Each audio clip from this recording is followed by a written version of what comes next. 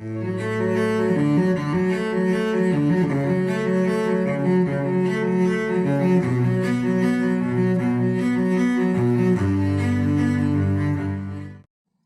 días, Diego. Muy buenas.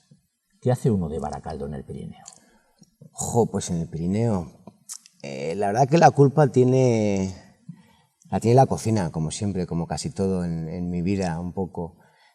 Yo soy de Baracaldo, a los 21 años de repente recibí una llamada de la estación de Formigal, me dijeron a ver si quería venir a trabajar a Formigal, me explicaron que tenía que coger un autobús a Sabiñánigo y Sallén Gállego, que a mí me sonaba chino aquello. Me monté en un autobús, llegué a Formigal y me enamoré del Pirineo y ya no me imagino, hoy en día llevo 20 años viviendo en el Pirineo y no me imagino la vida en otro sitio que no sea en mis montañitas. Hablaremos de los viajes porque tus viajes son cuando menos apasionantes. Sí, y bastante de, me ha gustado siempre mucho moverme por aquí y por allá. Pero vámonos un poco antes, los churros han formado parte de tu vida más íntima, lo sabemos, ¿no? ¿Qué recuerdos aquellos? ¿Qué recuerdos tienes con tu abuela? Mi abuela me enseñó lo que es cocinar con cariño, lo que es cocinar, ¿no? Igual quizás, porque desde pequeñito, mis primeros recuerdos metidos en una cocina es con un delantal, subido en una silla, en un taburete, mi abuela haciéndome así en la cabeza y yo tomándome la cocina como sería un juego, como sería una cosa muy divertida, como sería una cosa casi mágica, al lado de tu abuela, oliendo esos olores y siendo consciente de que hay que cocinar con cariño, ¿no? Que es como lo hacen las abuelas para toda la familia. Luego me bajaba del taburete, me ponía una bandeja de churros que acabábamos de hacer y me mandaba por toda la escalera a repartir churros para todos los vecinos. Ese es mi primer recuerdo que tengo de cocina con mi abuela. Es la que me metió en el mundillo de la cocina, yo creo. En ese momento no me di cuenta, pero luego fue pasando el tiempo y siempre tengo el recuerdo de cómo hay que cocinar, como lo hace mi abuela, como lo hacen las abuelas, con el cariñito de hacerlo para tu familia, con el cariñito de hacerlo para pasar un rato especial. ¿Has vuelto a hacer churros? ¿Haces churros? Pues hace mucho tiempo que no, la verdad. Hay que hacer churros, la verdad que sí. Habrá que volver a sí. Y por mi abuela, chillaré. Luego ahí tuviste un momento de inflexión. Hay un momento en el que tu pasión era ser administrativo, creo. No, me equivoqué completamente. Me puse a estudiar administrativo y vi que no tenía nada para mí, porque yo realmente lo que quería ser era diseñador gráfico, algo esto de crear mundos con el ordenador y tal. Y fíjate qué equivocado estaba, yo era un bala perdida con aquellos años y metí un año de administrativo, vi muy rápido que no era lo mío, por supuesto, que esto de números no era lo mío, que lo mío era más imaginarme cosas y surgió, no es que lo estuve buscando, surgió el Instituto Vasco de Nuevas Carreras, donde empecé a estudiar cocina. Todavía no era una pasión, todavía no era una forma de vivir, todavía no era una cosa de yo soy cocinero, ¿no? Como ahora lo digo, todo orgulloso y todo contento porque es lo que me siento. En ese momento era una cosa, bueno, pues vamos a buscar un oficio para este chaval, decía mi padre, ¿no? Y yo como tenía en la memoria esas cosas de mi abuela y yo digo, bueno, pues esto me parecía divertido. Yo tenía en la cabeza eso de que es divertido estar en una cocina, ¿no? Y ahí empecé a estudiar cocina y poco a poco es lo que suele pasar, ¿no? Al principio entras en una cocina pues porque te toca o porque te ha llevado la vida o por mil cosas más y poco a poco se va enquistando en el corazoncito y hasta que se hace corazón de cocinero y esto ya no hay manera de sacarlo. ¿Y cuándo surge esa pasión? Esa pasión con el paso del tiempo, realmente, sabes lo que pasa con los chavales que estudian cocina, ¿no? Que tienen esa pasión. Y a mí en el País Vasco la cocina gusta, ¿no? Y se gusta hablar de cocina y gusta lo que está rico y se critica lo que está malo, somos muy criticones también. Pero todavía en ese momento no había pasión de eso de que yo soy cocinero, ¿no? Empecé de la escuela, pasé a restaurantes en los que aprendí a hacer marisco, a hacer pescados, a hacer tal. Lo que pasa que de repente un día te metes de jefe, te dejan llevar una cocina y te das cuenta de que esto te gusta y empiezas a ver que los clientes te dicen, hostia, Diego, qué bueno está esto, y se te empieza a entrar el gusanillo. Y mira, me estoy acordando ahora, en el primer restaurante que estuve de jefe de cocina con 19 años, según salí del servicio militar, me acuerdo que ya ahí estábamos, teníamos mucha guerra de esto, que quiero ser. En esos momentos de 19 años piensas que quieres ser el mejor cocinero del mundo, ¿no? Es la voluntad y que quieres serlo de verdad, ¿no? Y ahí ya estás ya con el gusano metido y de eso que hablas con tu compañero. Mi compañero de cocina era un amigo mío de toda la vida que le engañé para traérmelo de ayudante de cocina. Yo tenía 19, él tendría 17 porque nos llevamos 2 años, 17, 18 recién cumplidos, y me acuerdo que echábamos batallas a ver quién daba más gambas a la vuelta a la vez, ¿no? Que se hacían mucho gambas a la plancha y eso que metes la espátula, y yo doy a 12 gambas a la vez y mira cuántos cortes y cuántas quemaduras. ¿Por qué? Porque soy cocinero. Con el paso del tiempo te das cuenta que un cocinero no tiene quemaduras ni tiene cortes. Cuanto más bueno eres en esta profesión, menos te quemas, menos te cortas. Pero en aquellos tiempos tenía las manos llenas de heridas, heriditas, quemaduras, y más orgulloso se la enseñaba a mi compañero. Me acuerdo de, yo tengo más, no, yo más. Ahí se va metiendo el gusanillo. Yo creo que se mete a lo largo de los años. Pero luego hay personas que te hacen coger con pasión la profesión. Maestros. Tú tienes un maestro, un maestro que es don Antonio y que tiene voz tiene nombre el sitio Castro Ideales, y tiene mar. ¿Qué fue don Antonio qué ha sido? ¿Qué significa en tu vida? Fue enseñarme la cocina profesional, la cocina de verdad, la cocina seria. Esto se hace así, esta es la receta y no se puede variar. Me enseñó cómo ser un jefe de cocina. Me enseñó a ser duro en la cocina y a la vez muy buena gente, muy compañero de tus compañeros y muy jefe de tus empleados. Me enseñó que el jefe de cocina no es esa persona que solamente da voces o encarrila el asunto, no, es el que se lleva también todas las broncas en el comedor, es el que da la cara por todos. Nos exigía muchísimo aquel hombre, aquella cocina hace 20 años, 20 y tantos años. Aquel hombre nos tiraba sartenes a la cabeza. A mí me llevaba muy bien conmigo y solamente recuerdo que me tiró un plato a la cabeza. ¿Aprendiste a esquivar en aquel? Por supuesto, es que si no morías. Me acuerdo que era un plato de un tronzón de merluza con cocochas al pil-pil sobre un fondo de vizcaína. Fíjate si lo tengo clavado hace 20 años. Es el único plato que me tiró. Además me respetaba mucho, me veía un chaval con 20 años, pero que me lo tomaba muy en serio, quería hacerlo bien, y yo creo que estas cosas se notan, ¿no? Y me acuerdo que se me olvidó aquel día, hay un aceite con el que se hace el bacalao al pil-pil, las cocochas al pil-pil, y ese aceite hay que colarlo todos los días, levantarlo, quitarle los posibles pozos, la posible agua de residuo de bacalao, de las cocochas, y ese día se me olvidó. Y deja un rastro de bacalao, un rastro que no llega a ser agradable. Al final se había tirado 14 horas esa agüita ahí y olía un poquito. Me acuerdo que Antonio se me acercó, me puso el plato, ve esto es una basura, esto no puede salir a mi comedor. Cogió el plato y ¡plá!, lo tiró contra la pared. Todos callados, a este hombre no se le podía decir ni mu. Pero claro, te enseñaba a que ahora mismo, hoy en día, ni se me ocurre tirar un plato, por supuesto, pero te enseñaba que si una cosa no debe salir al comedor, no sale. O sea, no vale de que si hay prisas, no, el cliente espera porque lo que quiere es encontrar una cosa perfecta. Y este señor nos enseñaba a hacer las cosas a su forma, pero perfectas. Y no había otra forma de hacerlo, además, ¿eh? Era muchas horas de trabajo. Me enseñó que la cocina son horas de trabajo, de esfuerzo, de que te olvidas muchas veces de la familia, que te olvidas muchas veces de muchas cosas que son importantes para nosotros, pero que la cocina te ciega, te apasiona y te tienes que olvidar de muchas otras cosas, vamos.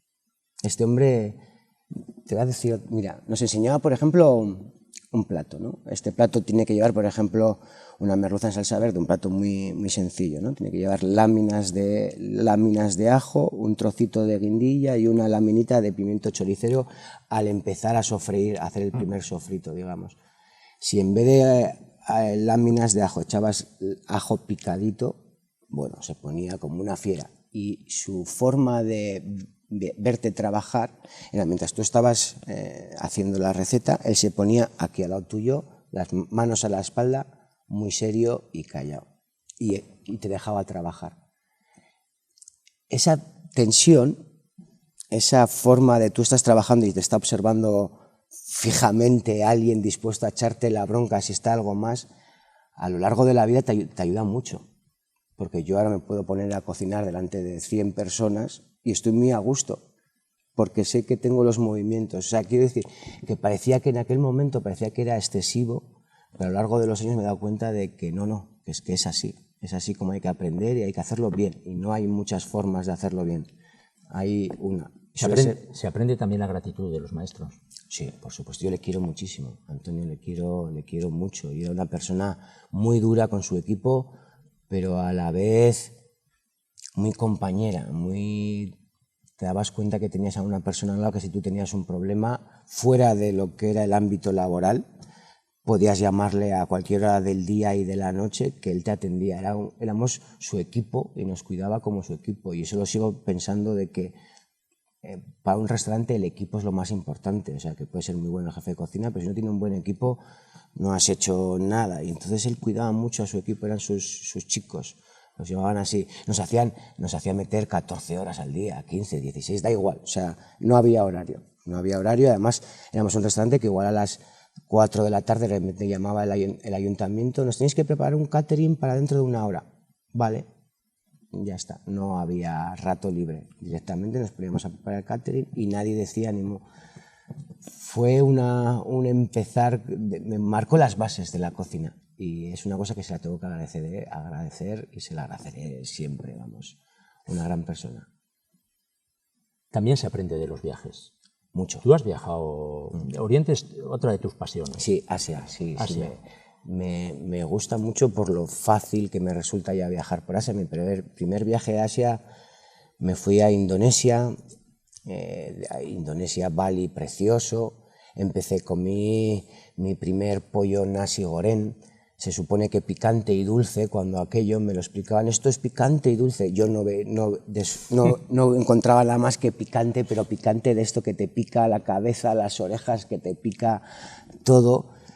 Y ahí me empecé a enamorar de los sonidos de Asia, de los olores, de las especias, de la forma de cocinar rápida que tienen, de su forma de ser, muy agradable, nunca chillan, es muy difícil que te falten al respeto por su forma de cultura.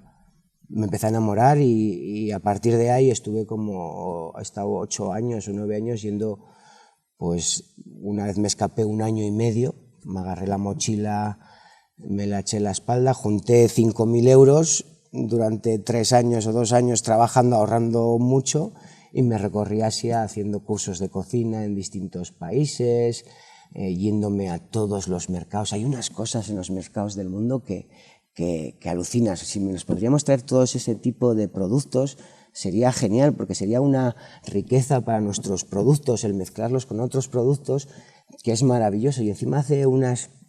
¿Sabes lo que pasa cuando haces un plato muchas veces, ¿no? La primera vez que haces un plato te sorprende. A mí me encanta, ¿no? Cuando te inventas un plato, lo plantas, después de haberle dado vueltas, primero en la cabeza, ¿no? Los platos primero se cocinan mucho en la cabeza, vas mezclando sabores, texturas, colores, luego le vas dando forma hasta que te empiezan a encajar todos los sabores, y luego lo pones. Este plato ya está, funciona. Primer día al comedor, lo pruebas, ¡buah, espectacular! Pero eso dura un mes, ¡buah, espectacular! Porque ya te acostumbras al sabor. A mí al menos me pasa, te acostumbras al sabor y sí, está rico, pero el ¡buah, espectacular!, que es lo que te apasiona, ¿no? Como cocinero, es un momentito. Entonces, por eso igual tenemos la costumbre yo siempre de irte por ahí a buscar ese ¡buah, espectacular!, ese sorpresa, esa magia que tiene la cocina de la primera vez que pruebas una cosa y te sorprende y ¡qué tela! La primera vez que pruebo, una vez que ya te acostumbras en Asia tienes que acostumbrarte al picante, pero la primera vez que pruebo el masaman kai, que es una sopa de leche de coco y pollo, espectacular. Te sirven un tazón así grande como el de Colacao de la Machu antes, ¿no? Pues así un tazón que es una sopa de leche de coco con un curry. El curry tailandés, en estos viajes me di cuenta de que el curry que nosotros compramos en el supermercado es la cosa más alejada de cualquier curry de los currys que se usan en Asia. Vamos, es una cosa que no tiene nada que ver con ninguno de los currys que se usan en Asia, ¿no? En Tailandia, por ejemplo, el curry es una mezcla de especias machacada. Suele tener cebolla, suele tener hoja de lima kéfir, suele tener canela, suele tener la pulpa del tamarindo, suele tener guindillas y suele tener, pues según qué tipo de curry, si el green curry, red curry, hay como 4 o 5 clases de curry. En el masaman, que a mí es el que más me apasiona porque tiene unas notas a canela, a cacahuete frito, a hoja de lima kéfir, tú imagínate, o sea que es la canela, esa profundidad que daría un poco por la parte de atrás de los que son los sentidos de la boca, ¿no? Se te mete por aquí la canela, más la hoja de lima kéfir que pica un poquito en la nariz, más todo el picante que envuelve, más el tazón que lo metes la cuchara y es como una jungla, porque está lleno ellos tienen muchas verduras que simplemente salteadas o hervidas 2 minutos ya son muy ricas de comer, son blanditas, crujientes. Entonces metes la cuchara, una jungla, que es como una fiesta, y son unos saborazos que luego, lo que hablábamos, ¿no? De esos sabores, me los traigo a mi restaurante y los mezclo con un producto muy de aquí, por ejemplo, una presa de ibérico con la salsa masaman, con la canela. Y son esos latigazos de te lo comes y ¡pah! ¡Qué maravilla! ¿No? Esto es lo guapo de la cocina, ese latigazo de ¡buah! ¡Qué maravilloso! Tengo que confesarte que estas entrevistas se me hacen difíciles porque empiezo a segregar jugo gástrico viendo y se me hacen un poco cuesta arriba, pero es apasionante. Todos esos sabores, todos esos viajes, todas esas vivencias, tú coges y te las traes a tu proyecto. Sí. Y además consigues, yo creo que es la otra pasión de tu vida, que es que la parte administrativa, que no se te dio bien en aquel año, cero, se la pasas a Amaya. ¿Qué es Amaya en todo esto? Amaya es la persona que hace que tenga un restaurante, realmente. Yo soy un soñador, un friki, una persona que tiene muchos sueños en la cabeza, que me gusta imaginar sabores, que soy cocinero, no soy mucho más. Yo soy cocinero, sé cocinar y no muy bien, vamos, que hago lo que puedo, ¿no? Pero el tema de llevar un restaurante es una cosa mucho más que cocinar, ¿no? Y todo eso se encarga Amaya y es la que hace que el restaurante Vidocq esté vivo. Sin Amaya el Vidocq no existiría, ni el Diego que existe en el Vidocq. Es más del 50%, es el 70% tranquilamente del restaurante. Es la que hace realidad mis sueños, realmente. Es la que se encarga del trabajo ese duro, de hablar con los estamentos, de pagar impuestos, y todo eso a mí me lo quita y me deja solamente que cocines es una gozada. Diego es creación en estado puro, en el Vidocq. Ojalá, lo intentamos y la verdad que pienso mucho en intentar, ¿sabes lo genial que sería inventarte el concepto desde el principio? Desde un principio, ¿no? Es un poco lo que se intenta hacer, lo hacen los grandes.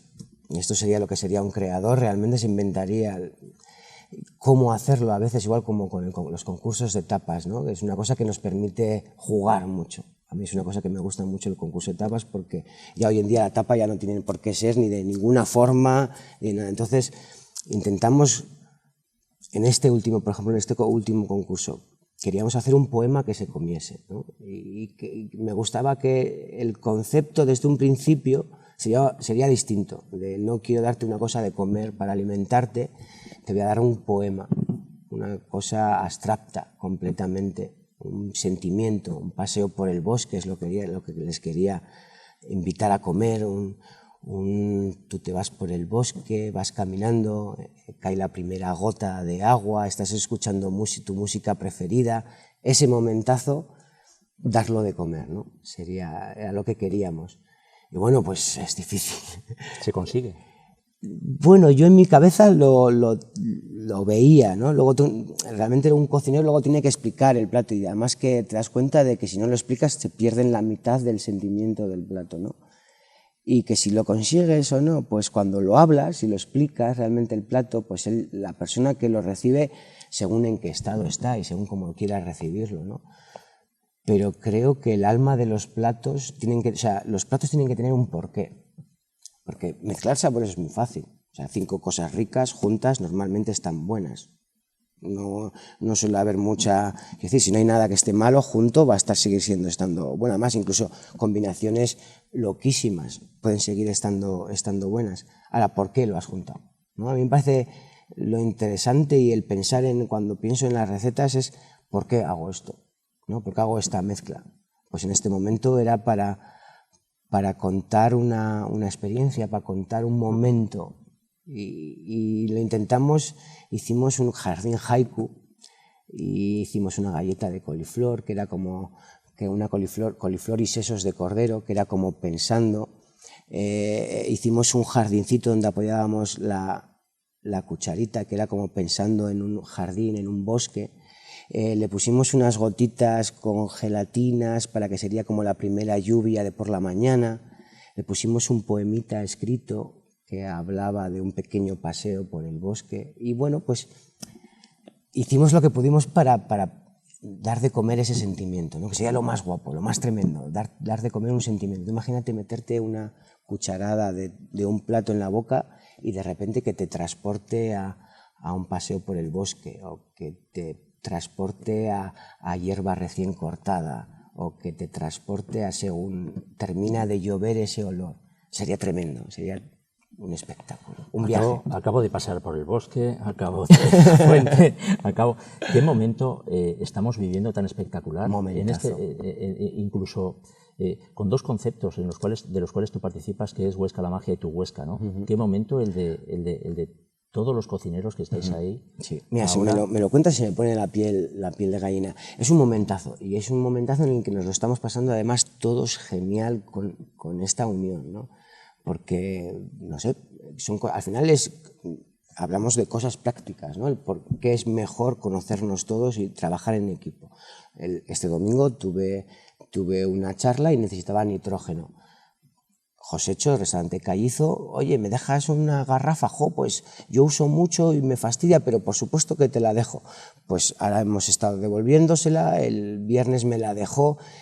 Esa forma de poder llamarnos y pedirnos favores y recetas y oye, que estoy pensando en hacer esto pero no me sale, y a ti qué se te ocurre, eso va a ser buenísimo, eso va a dar muchos frutos y ya está dando frutos. El que ya estemos juntos, ya nos podemos hablar y ver lo que hace el otro, y que ya no sea una cosa de envidias o somos muy divos los cocineros, somos los jefes de cocina, somos muy divos, pero ya es una cosa que si podemos sumar, que estemos todos dispuestos a sumar, eso es una cosa importantísima. Yo creo que es el primer gran paso, el que estemos todos juntos remando en una misma dirección. Y encima es que hay un potencial en Huesca increíble. Tenemos productos, tenemos paisajes, tenemos cocineros, tenemos un territorio por explorar realmente.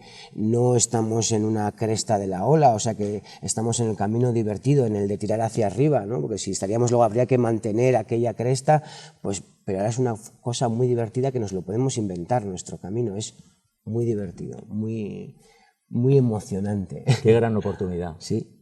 Vamos a tener una ahora mismo contigo. Vamos a tener que descubrir la cajita.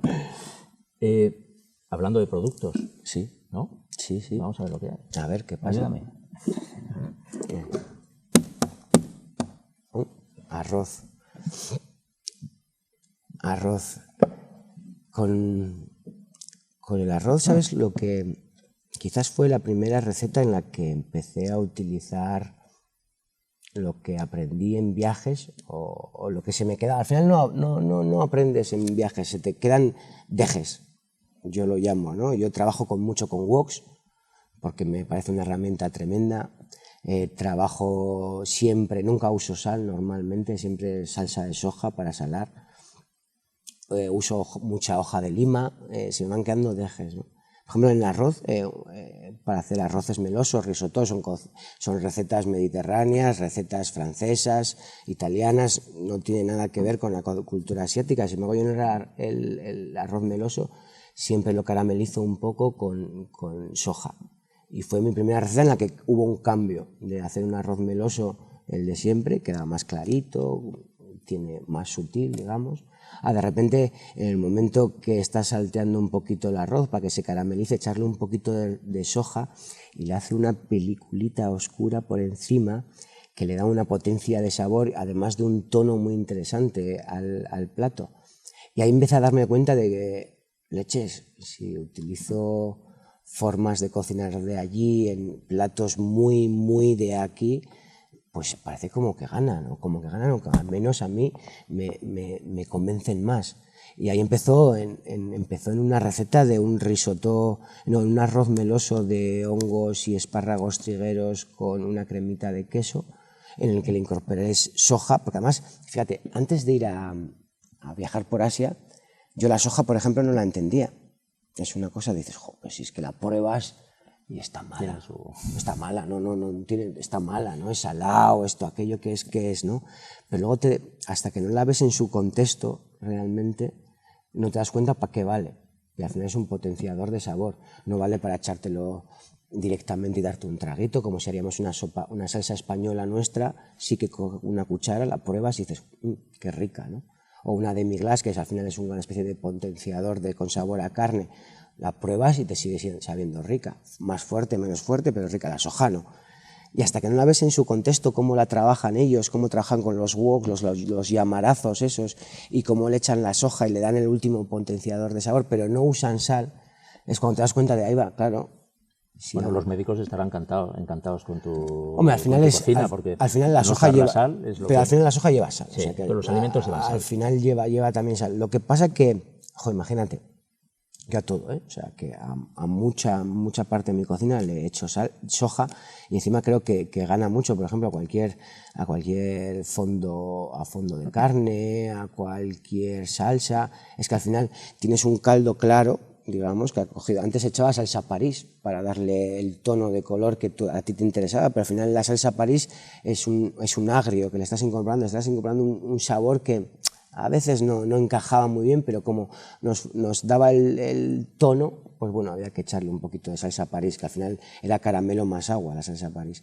Pues yo uso la soja, le da el tono, la sal y encima un pequeño latigazo de potencia de sabor, y le dejo el tono que yo quiero perfecto, este tono barniz, ese tono acaramelado a cualquier salsa de carne o a cualquier caldo de carne. Porque yo ahora, realmente en el restaurante, las salsas antes, Antonio, ya hablábamos de él, a mí me enseñó a hacer las salsas, las de siempre, ¿no? Y eran muy cargadas de verduras, era lo que se llevaba antes, eran salsas espesas. El cometido de la comida hace 20 años era más llenar el estómago. Hoy en día el cometido de una comida puede ser llenar el estómago, por supuesto, quitar hambre, por supuesto, pero pueden ser muchas más cosas, ¿no? Que es lo súper divertido del momento que vivimos de cocina. Siempre tienes que irte de un restaurante habiendo comido y habiendo saciado tu hambre, pero además se piden tener una experiencia, tener un momento de tu vida mágico, puedes ir a pedir algo más, ¿no? Al menos nosotros en el vídeo intentamos que sea algo más que solamente comer, y es lo mágico un poco de la cocina, ¿no? Ese momento que puedes ofrecer. Me he comido un paseo por el bosque de aperitivo, de primer plato me he comido un caos en la mesa, y de postre me he comido un daiquiri sólido. Pues le has dado un extra a todo aquello, has vivido una experiencia, has comido cosas que nunca habías comido, o he comido una cosa que se hace en Tailandia, sin haber ido a Tailandia, mezclada con un producto tan nuestro como el ternasco de Aragón o el cordero lechaltensino. Ese juego me gusta, que se acuerden de nosotros. Además es una responsabilidad muy grande, porque la persona que va a un restaurante va a vivir un momento especial. No solo con la cocina, también íntimo suyo, ¿no? Sí. Eso es una gozada. Al restaurante. Tú imagínate que vas a celebrar tu 50 cumpleaños a mi restaurante. es un orgullo para mí. Eso es formar parte de tu vida, de ese momentazo que vas a vivir con tu familia. Me estás dejando a mí formar parte de eso, de ese momento tan íntimo. Jo, gracias, es que ¿qué más se puede pedir, no? Y luego encima si ves que ese momento ha sido agradable, que tú has sido capaz de poner todos los ingredientes, pero todo, además es que es desde el mantel. A mí me encanta ir al restaurante a que me den de comer, no solamente por el hecho de comer, ¿no? Es por primer paso que cuando entras a un restaurante te sientas y tocas el mantel. No sé si te pasa a ti, ¿eh? Sí, me pasa. Pero tocas el mantel, ya empiezas a notar que estás en un sitio cómodo, donde te van a dar todo lo que tú quieres, vas a disfrutar. Y cuando tú consigues ofrecer eso, me parece es lo más grande de mi profesión, ¿no? Ofrecer un momentazo a una persona.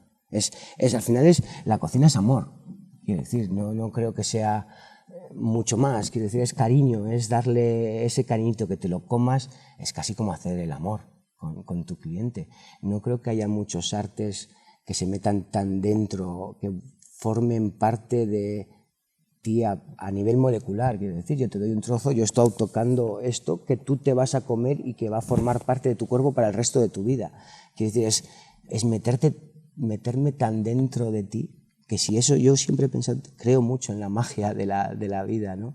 Y si esto se ha hecho con cariño, cuando tú te lo comes y tu cuerpo lo digiere ese cariño.